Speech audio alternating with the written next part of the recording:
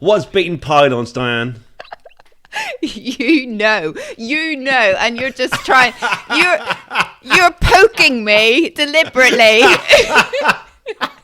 because That doesn't sound like something I'd do. This is a great chat. I love it. We basically look at what's been on our socials this week, and based on your comments, your feedback, your likes, your shares, everything else, that's how we come up with this top 3 every week if you're a first-time listener. In at 3, we've got the right to switch off. Now, this is about Labour's big employment rights bill that's been back in the Commons this week, making its way to becoming law. There's so much in there, so much. It's huge. Yeah, and it's stuff. It's probably not surprising stuff, and so we didn't repost about a lot of it because we've covered it before. So, you know, right back in general election times, pre-general election times, Keir Starmer already set out a lot of what he was going to do in this employment rights bill, and he's followed through. So things like ending exploitative 0 hours contracts, that's something he talked about pre-election, and that was in there. Ending fire and rehire, because remember all that debacle with the ferry company that happened, who did all that P&O. We should name them every single time. Yeah, so ending fire and rehire came about because of that.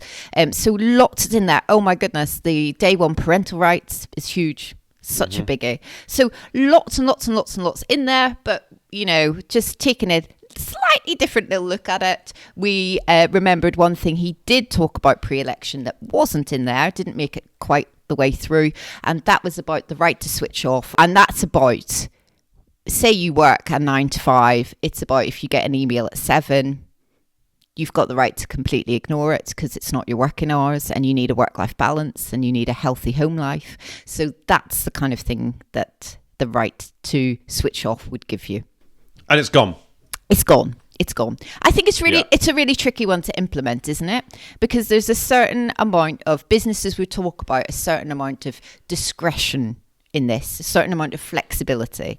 And like we all have that in work, you know, like I might say, you know, I'd really, really like to go and do X today because I need to deliver a parcel and blah, blah, blah, blah, blah. Yeah. But I'll very happily, you know, come back on at 6 tonight and make it up. And there's that discretion. It's the size, Diane, because like in my email I was writing about this because I hope that Simple Politics I look after everyone reasonably well, and I'm really clear that if I send a message when I'm working in the middle of the night, I'm working at the weekend, I don't expect a response, and that's because I know you are humans and I know you're working hard.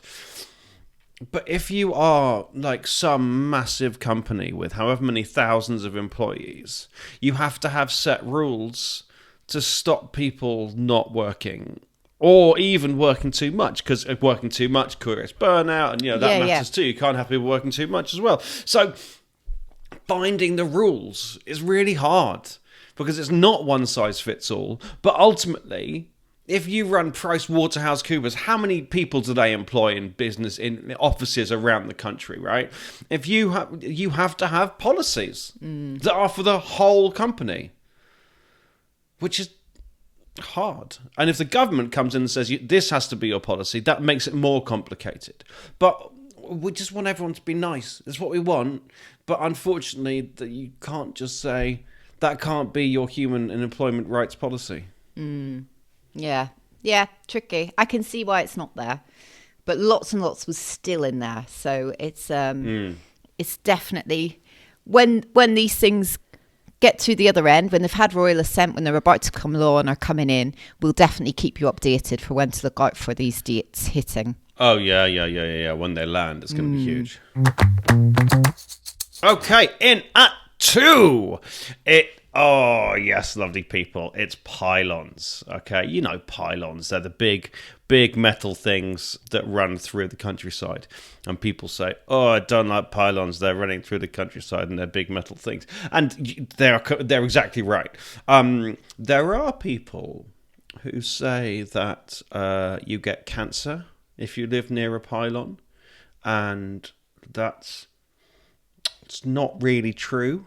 Not with any of the scientific studies that I've seen. Maybe you have access to such a deeper science than I've seen, but it's not true. They say that cars don't work very well. Electric cars are all scrambled up by pylons. There's a lot of nonsense spoken about them. But the reason people don't like them is they're ugly, and they have to go. Yes, that's it.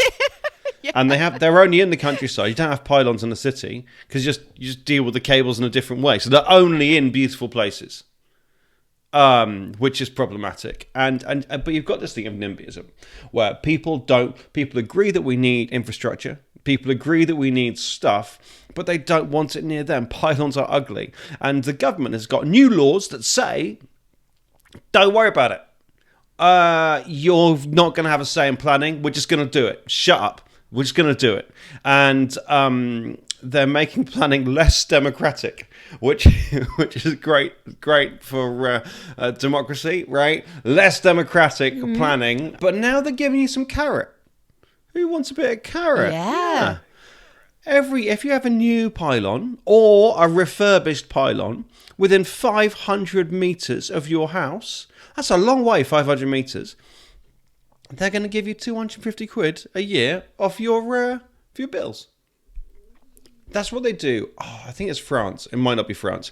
In France, that might not be France. They have a system where trains, if they're building a train line, they will compensate quite heavily.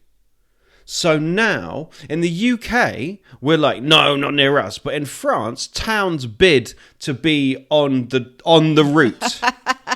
Right? Give me the trains. And so, yes, it's a bit more expensive, but it gets stuff done. And in the end, it's cheaper because you don't have to fight all the legal battles. You don't have to do anything else. You are welcomed with open arms where you're going. So paying people to have these things is I think, a good idea. And actually it ends up making it cheaper because you don't have to fight all these battles. Yeah, the legal stuff must be so expensive and also time consuming, right? So stuff doesn't get done because you're fighting appeals of villagers who don't want certain things happening near them. But I mean, this is pylons, right? They're not doing it for anything else. Not yet, but it pylons. It does work on the continent somewhere, possibly France. On the continent, it does work. Good pylon chat. Loved it. Right. What? Do we have to stop talking about pylons now? We do. Unfortunately. I'm crossing you as number one. What on earth could have beaten pylons? Nothing's more important than pylons. What's beaten pylons, Diane? You know, and you're just trying. You're poking me deliberately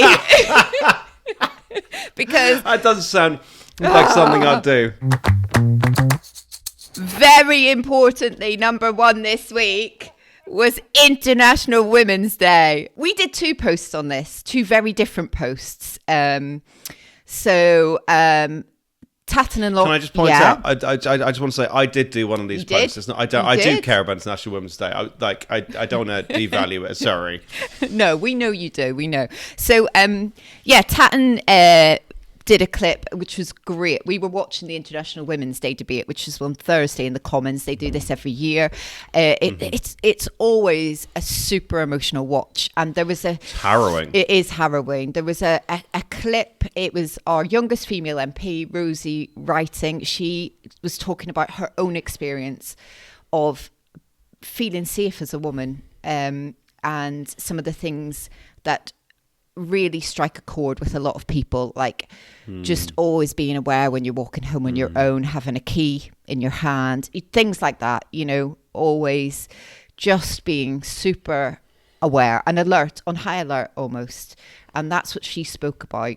And that clip you put up did amazingly, because so many people felt just resonated, didn't it? Yeah, it did. It really, really did. And then on actual International Women's Day itself, on Saturday, we posted a bit more from the debate. So we posted some quotes from a range of MPs. There was some Labour MPs in there. There was Conservative. There was a few different MPs. So cross-party stuff. And just talking about different groups of women that don't often get a shout out and probably deserve one. So childcare workers was the one that was on the front of the post, who are often on minimum wage but do some of the most valuable work in our society. We talked about the lioness, an MP talked about the lionesses, an MP talked about people in the beauty industry, like the absolute boom in these female-owned businesses who are doing a cracking job, like raking in GDP for the economy, and would probably have been working all day on Saturday during International Women's Day.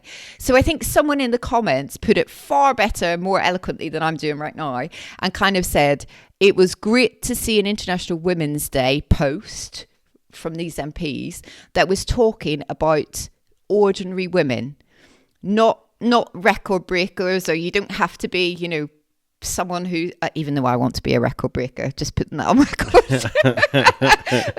you don't have to be someone who's scaled Everest, or it doesn't have to be, anything like that. It's just people quietly absolutely smashing it. And that's what the post was about. I mean, it's really important, isn't it? And International Women's Day can mean so many things to so many people. That debate, and listen, it's going to be 360 days-ish till the next one, but next year, watch it. I was reduced to tears a few times, and it's everyday stories. Someone was talking about fibroids and hysterectomy and the menopause. And my fiance has just been through exactly that. Yeah. And it's just to hear those stories coming through from Parliament. It's something else, and it wasn't just women speaking. Nope. A lot of men stood up and spoke, often about the women in their constituencies, sometimes about those historical women, those historical record breakers. They were there in the debate as well. But a lot of talk about wives and children, and just people.